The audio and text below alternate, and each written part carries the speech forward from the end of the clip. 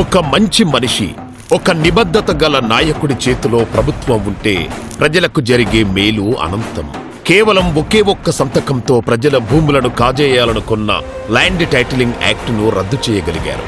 కేవలం ఒకే ఒక్క సంతకంతో అవ్వాతాతల పెన్షన్లు 4,000కు పెంచి వారి మొహాల్లో ఆనందాన్ని తెప్పించగలరు. ఒకే ఒక్క సంతకంతో గత 5 ఏళ్లుగా యువతకు రాని ఉద్యోగాలను కల్పించగలరు. మూతపడిన అన్నా క్యాంటీన్లను మళ్లీ తెరిపించగలరు. నైపుణ్య గణనకు ఆదేశాలివ్వగలరు. ఇవన్నీ కేవలం ఒకే ఒక్క రోజులో చేయగలిగారు. అలా చేసి చూపించిన వ్యక్తే ఆంధ్రప్రదేశ్ ముఖ్యమంత్రి శ్రీ నారా చంద్రబాబు నాయుడు గారు.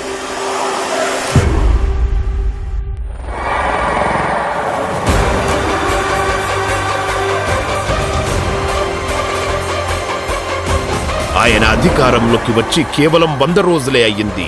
కానీ ఆయన సాధించిన విజయాలు మాత్రం 100లు దాటాయి. 1వ తారీఖునే ఉద్యోగులకు జీతాలు వస్తున్నాయి.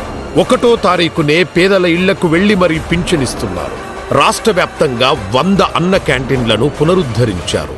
చేనేత వృత్తిదారులకు జీఎస్టీ ఎత్తివేశారు. పేదల గృహ నిర్మాణానికి 50,000 అదనంగా ప్రకటించారు. రైతులకు 1,674 కోట్ల ధాన్యం కొనుగోలు బకాయిలు తీర్చి ఆదుకున్నారు. రోడ్ల మరమ్మతులకు 500 కోట్లు మంజూరు చేశారు. పంచాయతీలకు 1,452 కోట్ల నిధులను విడుదల చేసి పల్లెలకు ప్రగతి బాట చూపారు. ప్రభుత్వ పథకాలకు స్ఫూర్తి ప్రదాతల పేర్లను తిరిగి తీసుకువచ్చారు.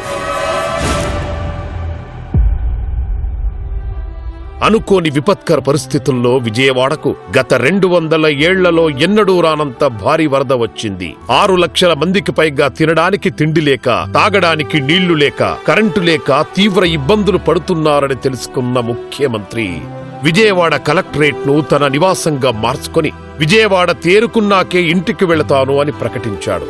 అన్నట్టుగానే 10 రోజుల పాటు ప్రజల్లోనే ఉన్నాడు. పదండి ప్రజల్ని కాపాడుదాం, కష్టకాలంలో వారికి అండగా నిలుద్దాం అంటూ అధికారులను ఉత్తేజపరిచాడు. పగలు రాత్రి తేడా లేకుండా బాధితులకు అండగా నిలిచాడు.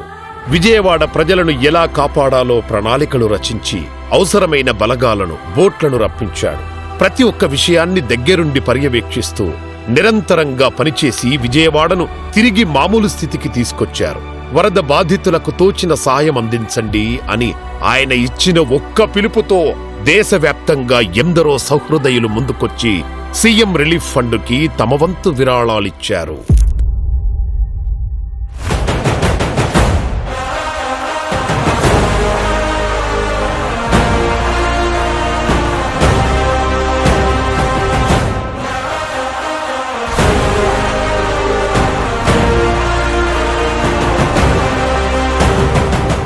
ఆయనే కనుక పరదాల మాటున నక్కి తిరిగితే, దారి పొడవునా ట్రాఫిక్ ఆంక్షలు పెడితే, కనబడిన చెట్టునల్లా నరుక్కుంటూ పోతే అసలీ గొడవంతా ఎందుకు?